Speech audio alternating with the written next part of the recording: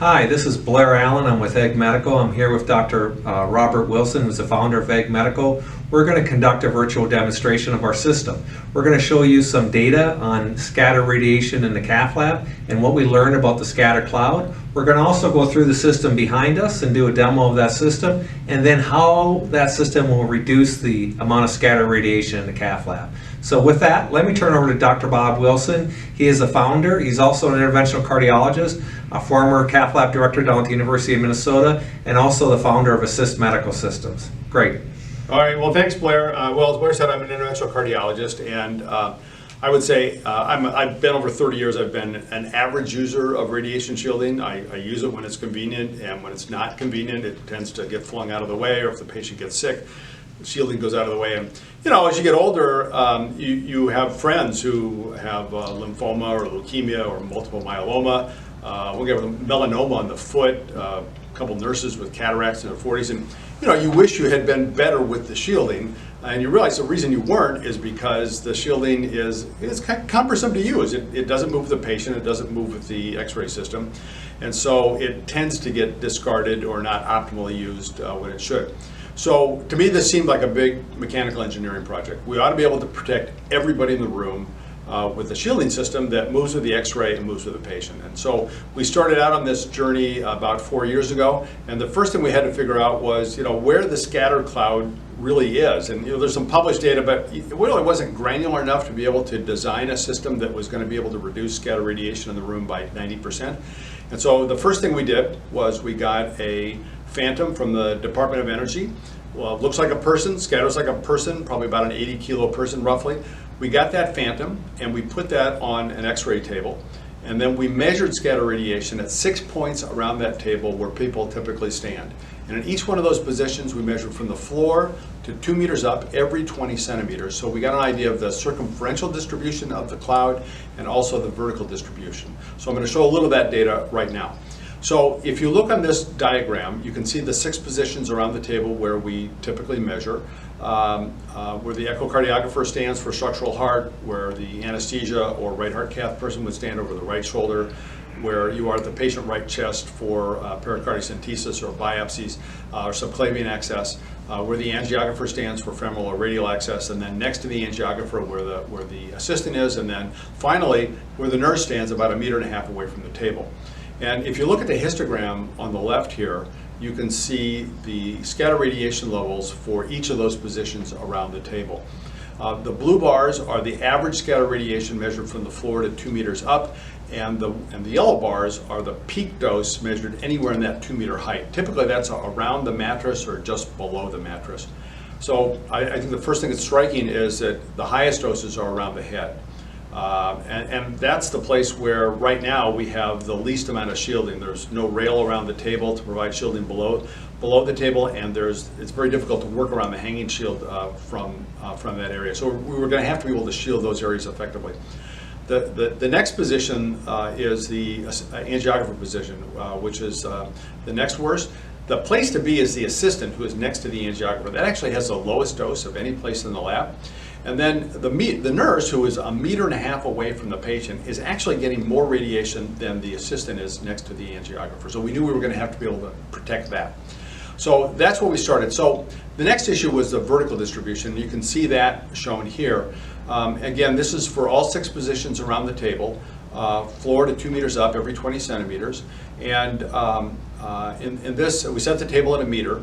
And what you can see from this diagram is that the scatter radiation measurements shown in the blue bars show us that the bulk of the scatter radiation in all those positions is tabletop and below. That makes some sense because most ricochets either go lateral, they go down, they don't go up. The degree of scatter radiation below the table varies a little bit from position to position. On average, it's about 69% is below the table, and about 31% is above the table. But again, that varies a little bit from spot to spot around the table. So Blair is going to talk a little bit about how we took this information and designed the system that we currently have. And then I'm going to come back a little bit and tell you about the effectiveness in the system in that same model of reducing scatter radiation throughout the room.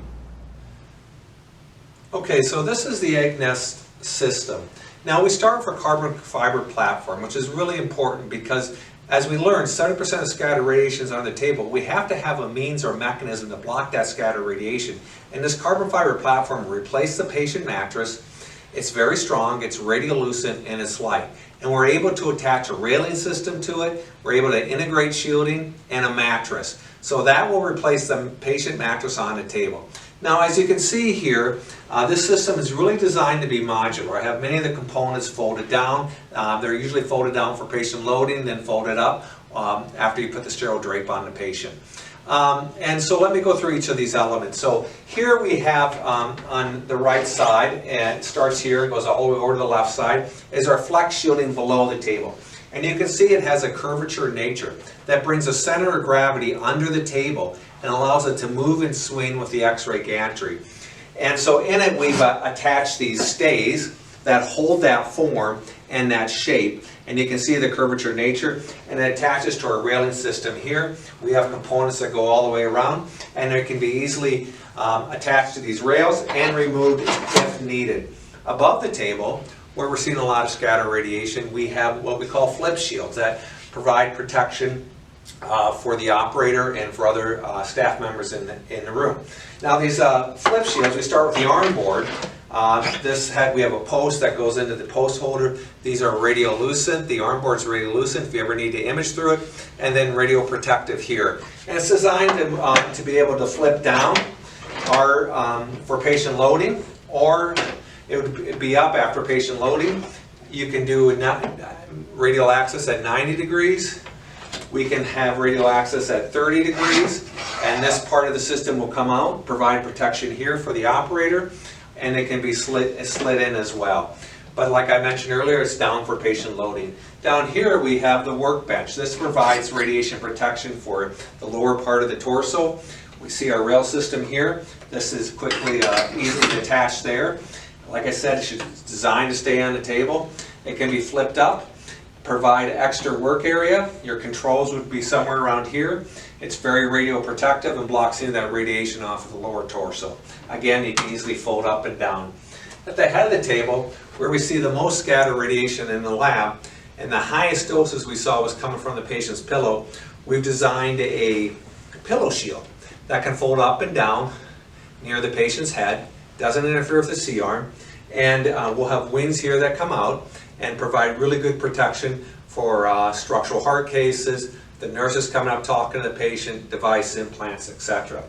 The next thing I want to show you is our spot shield. This is designed to work with your hanging shield. It is attached to the railing system on the other side of the table. It can move up and down, and will move with the patient as the sled is moved. And the hanging shield will come here. This provides a lot of protection for any radiation coming off of the patient's abdomen or a femoral access site. So this is a really important feature in helping reduce scattered radiation in the lab. The last thing I want to show is our radiation meter. This is an instantaneous radiation meter that we use when we do evaluations. And we can collect radiation from the right side of the table or the left side of the table and then compare it to the other side. So it's something we like to use in our demonstrations. This is our system. I want to talk now a little bit about the effectiveness of the EGNESS system in reducing room scatter radiation. So we use a standard setup with a C-arm X-ray, 70 keV fluoroscopy, a standard meter, and the phantom that I talked about before. And so if you look here on this next slide, what you can see is the effectiveness of the EGNESS compared to standard shielding, which is a hanging shield and a table skirt that everybody uses. The effectiveness of the EGNESS in reducing scatter radiation in each of the positions around the table.